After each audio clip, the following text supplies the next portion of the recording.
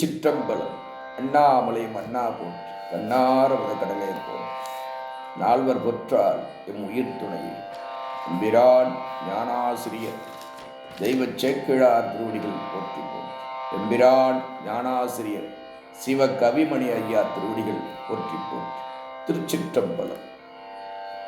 அன்பர்களே, அற்புதமாக மூவர் முதலிகள் திரு காஞ்சிபுரம் வந்தபொழுது காஞ்சி காமக்கோட்டம் சென்று காமாட்சி தாயை வணங்கியிருக்கிறார்கள் என்று தெய்வச் சேக்கிழார் நம்முடைய பெரிய புராணத்திலே காட்டுகின்றார்.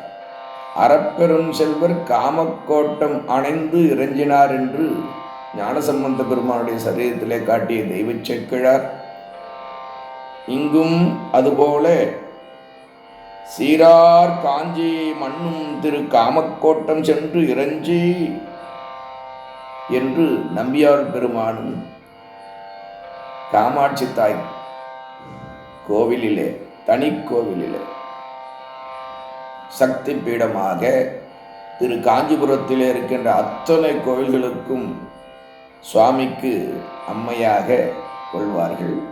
அப்படிப்பட்ட சக்தி பீடத்தை உலகத்திலே இருக்கிற அத்துணருடைய நடுவீட்டிலும் காமாட்சி தாய் விளக்கு இருக்கும் அல்லவா? விளக்கை ஏற்றி வெளியே அறிமின் விளக்கின் முன்னே வேதனை மாறும். விளக்கை விளக்கும் விளக்குடையார்கள் விளக்க விளங்கும் விளக்கு அவர்தாமே. அந்த விளக்கை, மெய்ஞான விளக்கை ஏற்றுபவர்கள், சொல்பவர்கள் எல்லோரும் விளக்காகவே குருவாகவே வைத்து வணங்க வேண்டும் என்று திருமந்திரத்திலே திருமூல தேவநாயனார் காட்டுகின்றார். ஏகம்பத்திலே அருள்விடை பெற்று ஏகாம்பரேஸ்வரை கழித்து வணங்கி, கண்ணுற வணங்கி, கண்ணீர் பெருக வணங்கி, மாறா விருப்பத்துடனே காதலுடனே சென்று மேற்கு திசையிலே உள்ள திரு கச்சி மேற்றளியிலே பெருமானை வணங்குகின்றார். பெருமான் அங்கே வணங்கிய பின்பு நுந்தா ஒன் சுடரே என்று பதிகம் பாடுகின்றார். தூண்டா விளக்கே சுயஞ்சோதி ஒன் சுடரே வேறொன்றையும் எண்ணாது உன்னையே மனத்துள் கொண்டிருக்கின்றேன். நுந்தா ஒன் சுடரே எந்தாய் ஏரே ஐயா மலையே உன்னையெல்லாம் இணைந்தேத்த மாட்டேனே. அற்புதமா சொல். உன்னையே நினைந்திருப்பேன், உன்னோடே எய்ந்திருப்பேன். உன்னை ஒரு வினாடி, அதாவது திருவாசகத்திலே வருமே, இமைப்பொழுதும் என் நெஞ்சில் நீங்காதான் தாழ்வாழ் என்று வரும். அதுபோல இங்கே சொல்லுகின்றார் பெருமான் அற்புதமாக. உன் சுடரே, நுந்துதல் என்றால் தூண்டுதல். தூண்டா விளக்கு, தூண்டு சுடரணைய சோதி கண்டாய், தொல்லமரர் சூலா மனிதான் கண்டாய், காண்டற்கரிய கடவுள் கண்டாய் என்றப்பர் சுவாமி சொல்லுவார். தூண்டா விளக்கு சுயமான ஜோதி, பரஞ்சோதி. உன்னையே துணையாக நினைந்திருந்தேன், வேறொன்றையும் எண்ணாது உன்னையே மனத்துள் கொண்டிருந்தேன். ஆண்டவன் பணியும் அடியார் பணியும் அரண்பணியும் தண்ணீர் விழிகளாக கொண்டிருப்பார்கள் தொண்டர்கள். எல்லோரும் இனி பிறவா வரத்தையே கேட்பார்கள் பெருமானிடத்திலே. இமைப்பொழுதும் என் நெஞ்சில் நீங்காது இருப்பவனே உன்மீதே நீங்காத நினைவு வேண்டும் என்று கேட்பார்கள். இடையரா அன்பு நினையா என் நெஞ்சை நினைவித்து உன் திருக்கோவிலிலே அழைத்து உன் தரிசனத்தை காட்டி எங்கு சென்றாலும் என் பின்னே புறம் தெரிகின்ற செல்வமே சிவபெருமானே. பெருமானிடத்திலே ஒரு முறை சென்று நீங்கள் வணங்கிவிட்டீர்களேயானால் கசிந்து காதலாகி கண்ணீர் ஒரு சொட்டு பெருமானுடைய திருக்கோவிலினுடைய தரைதளத்திலே உங்களுடைய கண்ணீர் சிந்தி இருக்குமானால் அதற்கு விலையாக என்ன தருவான் பெருமான் தெரியுமா? தன்னையே தருவான் திரு அண்ணாமலையான். அது மட்டுமல்ல, நீங்கள் எங்கு சென்றாலும் உங்கள் பின் தோன்றா துணையாக வரும் பெருமானுடைய அதீத அதிர்வுகள். பெருமானிடத்திலே தர்ம குணம் கொண்டு கருணை கொண்டு யார் செல்கின்றார்களோ அந்த பெரிய அதிர்வுகளை பெருமான் கருணையோடு ஈர்த்து ஆட்கொள்வார். ஈர்த்தென்னை ஆட்கொண்ட எந்தை பெருமானே அற்புதமா சொல்றார் சாமி மாணிக்கவாசகர். இன்னைக்கு வழக்கம் இல்லையா? கொஞ்சம் சாமியை சிந்திக்கலாம். பெரியவரை தொட்டு படிச்சீங்கன்னா பொங்கி வரும் ஆனந்தமா பேச்சு. அதுதான் பெருமானுடைய பெரிய வீச்சு, அன்பின் வீச்சு, கருணையின் வீச்சு. நமச்சிவாயவே நம் மூச்சு, மூச்சும் பேச்சும் முத்தன் முனைவன் முக்கன் அப்பன் கண்ணுதற் பெருங்கடவுள் கருணாமூர்த்தி நம் கைலாயநாதன் திரு அண்ணாமலையான். மெய்மால், மெய் என்றால் உடம்பு, அதன் மேல் உடம்பின் மேல் வைத்த மையலை மயக்கத்தை தீர்ப்பான் பெருமான் சொல்றார் சாமி இந்த பதிகத்துல. நிந்தாவன் சுடரே அந்த எல்லாவற்றையும் மெய்யென்று கருதி அதற்காகவே ஓடி ஓடி திரிந்த நிலையை மாற்றி இதுதான் மெய்ப்பொருள், நன்மை பொருள், உண்மை பொருள் திரு உண்ணாமலை உடனாகிய திரு அண்ணாமலை என்று காட்டிய ஆனந்தம், ஆனந்தாதீதம்.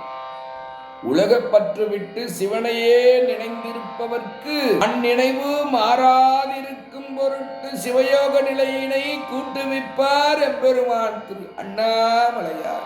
மலை போன்ற கருணை, அதான் அதை மலைன்னே சொல்லுவோம்.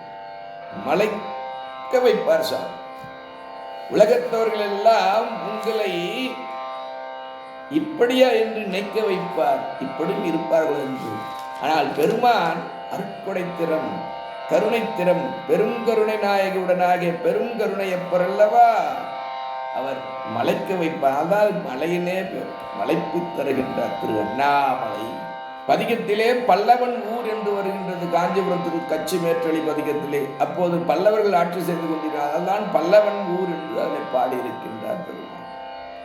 இப்படி அருமையான பல அற்புதங்கள் எல்லாம் கொண்ட அற்புதமான திருப்பதிகம் நம்முடைய நம்பி ஆரூர் பதிகம்.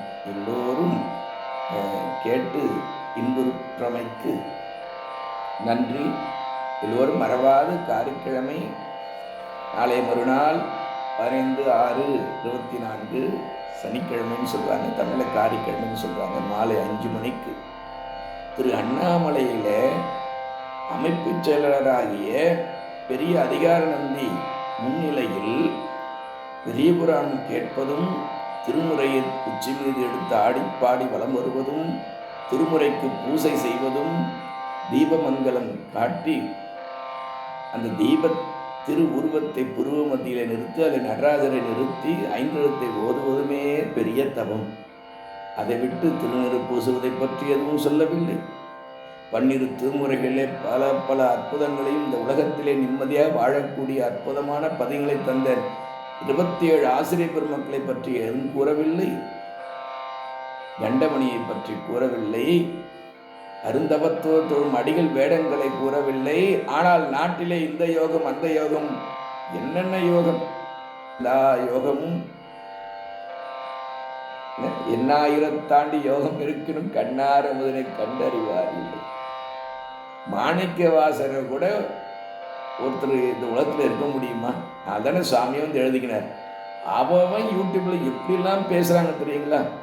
அன்பர்களே, நன்று ஒன்று சொல்வேன், கடவுளை கண்ணால் கண்டவர்கள் சொன்ன பேச்சை கேட்டு நடந்தால் நாம் இப்பிறப்பெனும் பேதமை நீங்கி சிறப்பெனும் செம்பொருளாம் திரு அண்ணாமலை நினைந்து தேவார திருப்பதிகங்களை ஓதி ஓதி ஓதி உட்கலக்கலாம் சோதியுள்.